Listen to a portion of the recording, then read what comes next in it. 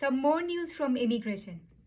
Immigration Canada ने जो है वो recently labour market for workforce पर जो है वो एक कैप लगाया है about 23% reduction in issuing the work permits from fall 2024।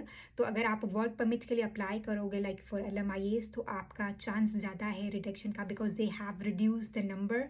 दूसरा ये है कि इसके साथ ऑर्गेनाइजेशन के अंदर जो वर्क फोर्स है उसको भी उन्होंने कम किया है। लाइक जैसे पहले आप अपनी वर्क फोर्स को 30% था उसको मिनिमाइज़ करके 20% तक लेकर आए हैं।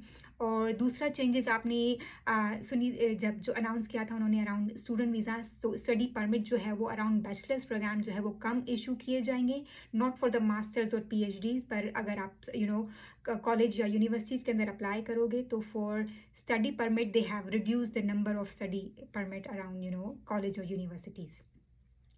तीसरा ये है कि अगर आप अपनी PR की एप्लीकेशन विद इन कनाडा जमा करवाओगे, it's a very good news for the people who are here on study permit और वर्क परमिट। तो अगर आपने अपनी PR की एप्लीकेशन सबमिट करवाई है तो अभी डोमेस्टिक ड्रॉज ज़्यादा होंगे।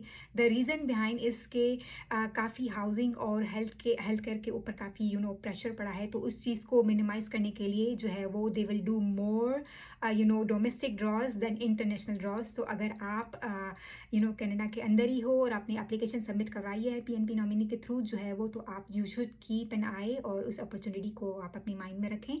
सो ये सारी चेंजेस जो है वो रिसेंटली अनाउंस हुई थी। तो अगर आप LMIA के लिए अप्लाई करो तो एप्लीकेशन जो है वो प्रॉपरली सबमिट करवाएं, कोई डॉक्यूमेंट मिसिंग नहीं हो because they are reducing the number.